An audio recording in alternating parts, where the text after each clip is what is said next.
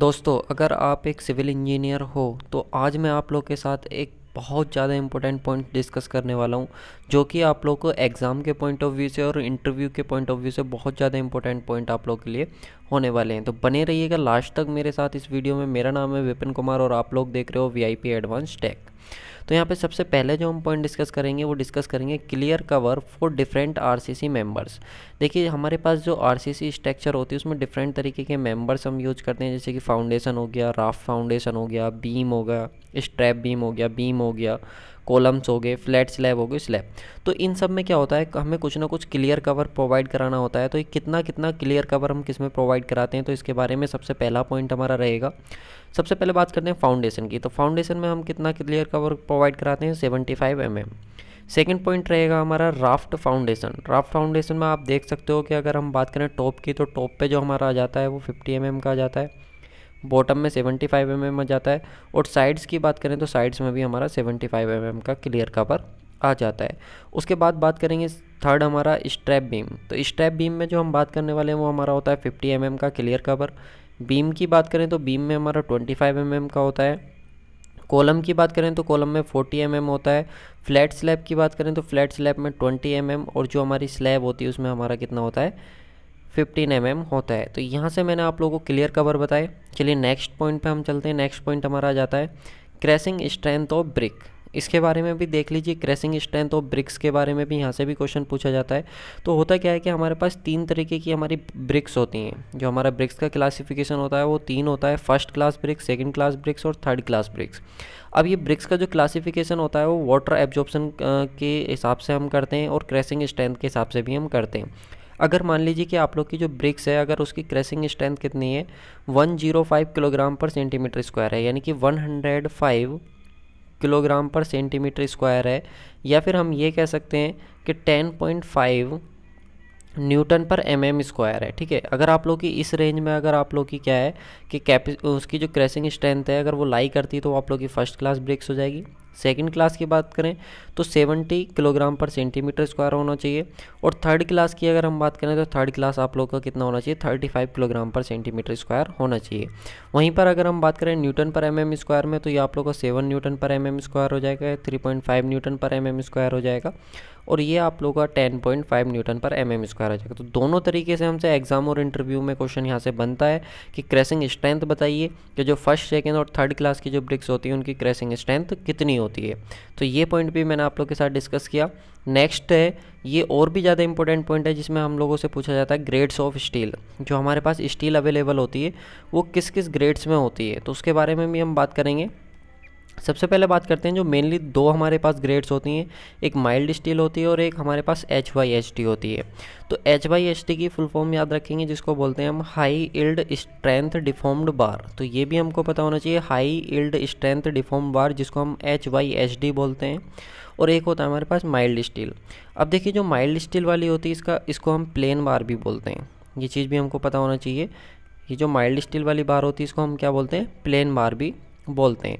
अब देखिए, इसकी जो ग्रेड होती है वो कितनी होती है, Fe250 होती है। अब Fe250 में 250 किस चीज़ को रिप्रेजेंट करता है, तो 250 रिप्रेजेंट करता है tensile strength of steel bar. तो टेंसाइल स्ट्रेंथ कितनी हो जाएगी इसकी, 250 न्यूटन पर mm स्क्वायर हो जाएगी। अगर बात करें HYHD की, तो जो हाई यील्ड स्ट्रेंथ डिफॉर्म बार होती है इसमें दो तरीके की ग्रेड होती हैं, एक Fe415 होता है और एक Fe500 होता है। तो Fe415 की अगर हम बात करें तो 415 न्यूटन पर mm स्क्वायर हो जाएगा, और इसकी बात करें तो 500 न्यूटन पर mm स्क्वायर आप लोग का हो जाएगा। तो ये 415 और ये 500। ठीक है, देखिए अगर आप लोग को ये पॉइंट आते भी हैं तो क्विक रिवीजन के पॉइंट ऑफ व्यू से बहुत ज़्यादा इंपॉर्टेंट होने वाले हैं, तो आप वीडियो की स्पीड बढ़ाकर भी इनको पॉइंट्स को देख सकते हैं। देखिए, एक और तरीके की बार हमारे पास होती हैं जिनको हम बोलते हैं TMT, थर्मली मैकेनिकली ट्रीटेड बार। ये हमारे पास होती हैं। इनकी ग्रेड्स हमारे पास तीन तरीके की इनकी ग्रेड्स होती है। कौन कौन सी होती है, तो सबसे पहले बात करेंगे Fe415 होती है, फिर Fe500 होती है, और एक 550 होती है। तो इनको भी इनके टेंसाइल स्ट्रेंथ के बेस पे ही क्लासीफाई करा गया कि अगर Fe415 है तो इसका मतलब क्या है कि उसकी जो टेंसाइल स्ट्रेंथ है वो 415 होने वाली है। अगर Fe500 है तो इसका मतलब क्या है कि उसकी जो टेंसाइल स्ट्रेंथ है वो 500 न्यूटन पर mm स्क्वायर होने वाली है। और अगर Fe550 न्यूटन पर एम एम स्क्वायर है, तो इसका मतलब क्या है कि उसकी जो टेंसाइल स्ट्रेंथ है वो कितनी होने वाली है, 550 न्यूटन पर एम एम स्क्वायर होने वाली है। नेक्स्ट बात करेंगे ग्रेड ऑफ सीमेंट की। तो देखिए यहाँ पे जो ग्रेड ऑफ सीमेंट हमारा होता है, जिसको हम ओपीसी बोलते हैं, ओपीसी की जनरली हम लेकर के चलते हैं। तो ओपीसी हमारे पास क्या होता है, ऑर्डिनरी पोर्टलैंड सीमेंट होता है। तो ओपीसी की फुल फॉर्म भी आप लोगों से पूछ ली जाती है कई बार, इतना सिंपल क्वेश्चन भी बन जाता है कि ओपीसी बताइए, ओपीसी की फुल फॉर्म क्या होती है। तो ऑर्डिनरी पोर्टलैंड सीमेंट हमारा इसकी फुल फॉर्म हो जाएगी। बात करें ग्रेड्स की, तो 3 तरह की ग्रेड्स हमारे पास होती हैं। 33 न्यूटन पर एम एम स्क्वायर होती है, एक होता है हमारे पास 43 होती है, और एक हमारे पास 53 होती है। अब ये जो ग्रेड है ये किस चीज़ को रिप्रेजेंट कर रही है, तो ग्रेड जो रिप्रेजेंट करती है वो रिप्रेजेंट करती है इसकी स्ट्रेंथ को। तो यहाँ पे आप देख सकते हो, यहाँ पे स्ट्रेंथ जो यहाँ पे आ रही है, अगर मान लो ग्रेड 33 है तो इसका मतलब 33 न्यूटन पर एम एम स्क्वायर हो जाएगा। 43 है तो इसका मतलब 43 न्यूटन पर एम एम स्क्वायर हो जाएगा, और ग्रेड अगर 53 है तो 53 न्यूटन पर एम एम स्क्वायर हो जाएगा। चलिए नेक्स्ट पॉइंट की बात करते हैं, सेटिंग टाइम ऑफ सीमेंट। ये भी अपने आप में बहुत अच्छा पॉइंट है, सेटिंग टाइम ऑफ सीमेंट के किस तरीके का सीमेंट का सेटिंग टाइम कितना होना चाहिए। तो जनरली सेटिंग टाइम की हम बात करें सीमेंट की, तो 2 तरीके के हमारे पास क्या होते हैं सेटिंग टाइम हम कंसिडर करके चलते हैं अपना। एक होता है इनिशियल सेटिंग टाइम और एक होता है फाइनल सेटिंग टाइम। तो initial setting time, final setting time different cements के लिए कितना कितना होता है वो हम डिस्कस करेंगे। तो सबसे पहले तो वही हमारे पास आ जाता है ओपीसी। ओपीसी बोले तो ऑर्डिनरी पोर्टलैंड सीमेंट। तो ओपीसी की बात करें तो ओपीसी का इनिशियल सेटिंग टाइम कितना होता है। देखिए एग्ज़ाम और इंटरव्यू में ज़्यादा जो पूछा जाता है, यानी कि मैक्सिमम जो क्वेश्चन बनता है वो ओपीसी से ही बनता है। तो यहाँ पर ओपीसी का तो याद रखना ही रखना है आप लोगों को कैसे भी करके। तो ओपीसी की बात करें तो ओपीसी का जो हमारा इनिशियल सेटिंग टाइम होता है वो 30 मिनट होता है, और फाइनल सेटिंग टाइम की बात करें तो कितना होता है, 600 मिनट हमारे पास यहाँ पे होता है। नेक्स्ट हम बात करते हैं पोर्टलैंड ब्लास्ट फर्नेस सीमेंट की। तो जो हमारा पोर्टलैंड ब्लास्ट फर्नेस सीमेंट होता है, इसका इनिशियल सेटिंग टाइम 30 मिनट होता है, और फाइनल सेटिंग टाइम कितना होता है, 600 मिनट होता है। रैपिड हार्डनिंग सीमेंट की बात करें तो ये 30 मिनट होता है, और फाइनल सेटिंग टाइम कितना होता है, 600 मिनट होता है। देखिए इसको कई बार आवर में भी पूछ लिया जाता है, तो याद रखेंगे सभी सीमेंट का जो फाइनल सेटिंग टाइम होता है वो सेम होता है, जो कि आप लोगों का कितना होता है, 10 आवर होता है। ठीक है, तो जब आप 600 मिनट को आवर में कन्वर्ट करेंगे तो कितना आ जाएगा, 10 आवर आ जाएगा। वहीं पर बात करें LHC की, तो LHC क्या होता है, लो हीट सीमेंट होता है। अब ये जो लो हीट सीमेंट होता है इसका जो इनिशियल सेटिंग टाइम होता है वो कितना होता है, 60 मिनट होता है, और जो फाइनल सेटिंग टाइम होता है इसका भी कितना होता है, 600 मिनट होता है। तो याद रखेंगे यार कि सभी का जो फाइनल सेटिंग टाइम होता है वो तो सर हमारा सेम होता है, कितना होता है, 10 आवर का होता है। लेकिन अगर इनिशियल सेटिंग टाइम की बात करें तो वो क्या होता है, अलग अलग होता है। लो हीट सीमेंट का सबसे ज़्यादा होता है, जो कि हमारा कितना होता है, 60 मिनट होता है। नेक्स्ट जाता है curing of types of cement. देखिए अगर हमारे पास अलग अलग तरीके के टाइप्स के क्या हैं, अलग अलग तरीके के सीमेंट्स हैं, तो किस तरीके के सीमेंट को कितना क्यूरिंग हमें करना चाहिए, यानी कि कितने टाइम तक उसकी क्यूरिंग करनी चाहिए। क्यूरिंग क्या होता है, क्यूरिंग हमारा क्या होता है, आर्टिफिशियली एप्लीकेशन ऑफ वाटर होता है। यानी कि जो भी हमारे सीमेंट से बनी हुई स्ट्रक्चर है उसकी सरफेस पे क्या होता है, हमको अलग अलग मेथड की हेल्प से क्या होता है, वाटर हमें उस पर अप्लाई करना होता है। तो यहाँ पे सबसे पहले बात करेंगे ओपीसी की, जो कि ऑर्डिनरी पोर्टलैंड सीमेंट है। इसका जो क्यूरिंग टाइम होता है वो कितना होता है, 7 डेज़। 7 डेज़ आप लोगों को कंपलसरी होता है। बात करें सुपर सल्फेट रेजिस्टिंग सीमेंट की, जो सुपर सल्फेट सीमेंट होता है आप लोगों का, इसका कितना होता है, 10 डेज़ हमारा क्यूरिंग टाइम होता है। बात करें cement with mineral and admixture, जो सीमेंट आपने यूज करा है उसमें आपने मिनरल्स भी ऐड कर दिए हैं, कुछ एड मिक्सचर भी ऐड कर दिए हैं, तो आप लोगों का क्या है कि जो क्यूरिंग टाइम है वो कितना हो जाएगा, 14 डेज़ हो जाएगा। एक क्वेश्चन यहाँ पे बनता है कि मान लीजिए कि अगर आपके पास सीमेंट है और उस सीमेंट में आप एड मिक्सचर ऐड कर देते हो, क्या कर देते हो, ऐड मिक्सचर ऐड कर देते हो, तो इसकी वजह से जो क्यूरिंग टाइम होगा, जो क्यूरिंग पीरियड होगा वो इंक्रीज होगा कि डिक्रीज़ होगा। तो याद रखेंगे जब भी आप सीमेंट में एड मिक्सचर ऐड कर देते हैं तो उसकी वजह से क्या होगा, जो भी हमारा क्यूरिंग पीरियड होगा वो इंक्रीज़ हो जाएगा। चलिए नेक्स्ट आ जाते हैं, नॉलेज अबाउट ब्रिक्स। कुछ ब्रिक्स के बारे में हम नॉलेज लेते हैं। तो यहाँ पे सबसे पहले बात करें स्टैंडर्ड साइज़ ऑफ ब्रिक्स की। अगर स्टैंडर्ड साइज़ ऑफ ब्रिक्स की बात करें तो कितना होता है, 19 इंटू 9 इंटू 9 सेंटीमीटर होता है। मॉडुलर साइज़ की बात करें तो 20 इंटू, देखिए मॉडुलर साइज़ यहाँ पे गलत लिखा गया है, 20 इंटू 10 इंटू 10 सेंटीमीटर आप लोगों का होता है जो मॉडुलर साइज़ ऑफ ब्रिक्स होता है। ठीक है, याद रखें 20 इंटू 10 इंटू 10 सेंटीमीटर हमारा होता है, ये बाई मिस्टेक यहाँ पे गलत है। ठीक है। उसके बाद बात करेंगे number of bricks in 1 metre cube. 1 metre cube में कितनी ब्रिक्स हमारी आती हैं, तो याद रखेंगे 500 ब्रिक्स। ये स्टैंडर्ड होती हैं हमारी, कि अगर कोई पूछ ले कि स्टैंडर्ड ब्रिक्स जो होती हैं वो 1 मीटर क्यूब में कितनी ब्रिक्स आएंगी, तो याद रखेंगे 500 ब्रिक्स हमारी आती हैं। नेक्स्ट बात करेंगे वाटर एब्जॉर्प्शन ऑफ ब्रिक्स। देखिए जो हमारी ब्रिक्स होती है उसका वाटर एब्जॉर्प्शन टेस्ट उस पर किया जाता है। जैसे कि शुरू में भी मैंने आप लोग को बताया था कि हमारा जो वाटर होता है उसमें जो ब्रिक्स होती है उस पर वाटर एब्जॉर्प्शन टेस्ट करा जाता है, जिसकी वजह से उसकी क्लास को क्लासीफाई करा जाता है। तो जो फर्स्ट क्लास और सेकंड क्लास और थर्ड क्लास आता है वो क्रैशिंग स्ट्रेंथ के बेस पे बताया था। एक तो मैंने, अगर आप लोग को याद हो तो 10.5, 7 और 3.5 न्यूटन पर mm स्क्वायर जो था वो एक तो हमारा क्रैशिंग स्ट्रेंथ के बेस पे था। एक आता है हमारा वाटर एब्जॉर्प्शन के।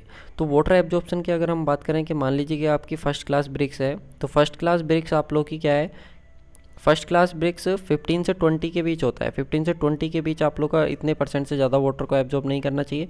सेकंड जो होता है आप लोग का वो 20 से लेकर के 23% के बीच आप लोग का, इससे ज़्यादा कभी भी बाई वेट इससे ज़्यादा वाटर एब्जॉर्ब नहीं करना चाहिए। और 23 अगर हम बात करें थर्ड क्लास ब्रिक्स की, तो ये आप लोग का 23 से 25 के बीच आप लोग का आ जाता है कि 23 और 25% से ज़्यादा बाई वेट जो है वो आप लोग का वाटर एब्जॉर्ब नहीं करना चाहिए। अगर इससे ज़्यादा करता है तो आप लोग की जो है वो थर्ड से भी लो में वो चला जाएगा, आप लोग की ब्रिक्स जो है थर्ड कैटेगरी से भी लो में चली जाएगी।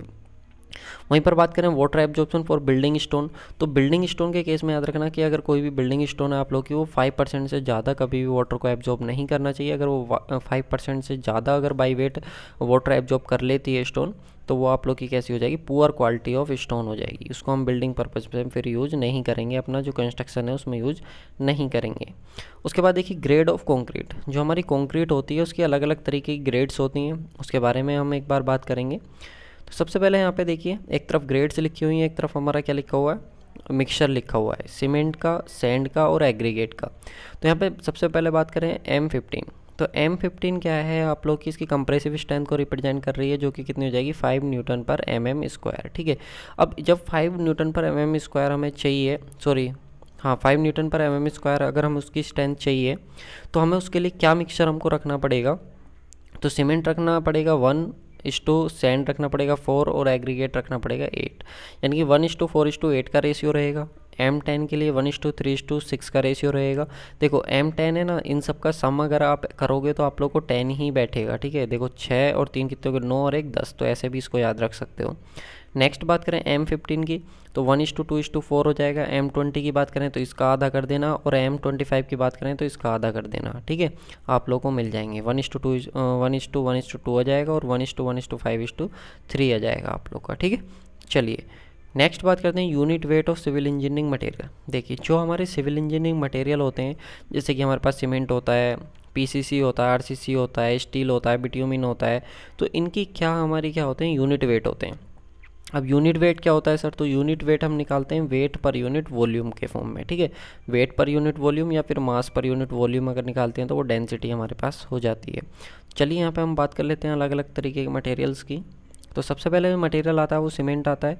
तो सीमेंट की जो डेंसिटी होती है, ऐसे भी आप कह सकते हो कितनी होती है, 1440 किलोग्राम पर मीटर क्यूब। PCC की कितनी होती है, 2400 किलोग्राम पर मीटर क्यूब होती है। RCC की कितनी होती है, 2500 किलोग्राम पर मीटर क्यूब। क्योंकि RCC की बढ़ जाती है क्योंकि हम इसमें स्टील यूज़ करते हैं, PCC में स्टील यूज़ नहीं करते। सीमेंट प्लास्टर की बात करें तो 200 किलोग्राम पर मीटर क्यूब। बिट्यूमिन की बात करें तो 1340 किलोग्राम पर मीटर क्यूब। गिलास की बात करें तो गिलास आप लोग का 2500 किलोग्राम पर मीटर क्यूब होता है। और अगर वाटर की बात करें तो कितना होता है 1000। और स्टील की बात करें तो 1850 किलोग्राम पर मीटर क्यूब आप लोग का हो जाता है। तो सॉरी 7850, 7850 किलोग्राम पर मीटर क्यूब आप लोगों का किसकी डेंसिटी हो जाती है, स्टील की। तो ये भी आप लोगों को याद रखनी है, यानी कि जो इंपॉर्टेंट थे वो सभी मैंने आप लोगों के साथ डिस्कस किए। नेक्स्ट आता है यूनिट वेट ऑफ, यहाँ पे देखो यूनिट वेट ऑफ स्टील पर मीटर। यानी कि अगर मान लीजिए कि जैसे कि हमारे पास स्टील होती है, तो जो स्टील हमारे पास होती है वो अलग अलग डायमीटर्स में अवेलेबल होती है, जैसे 6 mm, 8 mm, 10 mm, 12 mm, 16 mm। तो अगर मान लीजिए कि मैंने आपसे कहा कि आपने 10 mm डाया की एक स्टील वायर ली है, जो स्टील बार है उसका जो डाया है वो 10 mm है। तो इसकी ये जो वायर आपने ली है, बार आपने ली है 10 mm की, ठीक है। स्टील जो आपने लिया है 10 mm का, अगर मैं आपसे पूछूं कि इसकी 1 मीटर लेंथ है तो इस 1 मीटर लेंथ का कितना वेट होगा, इस 1 मीटर लेंथ का कितना वेट होगा।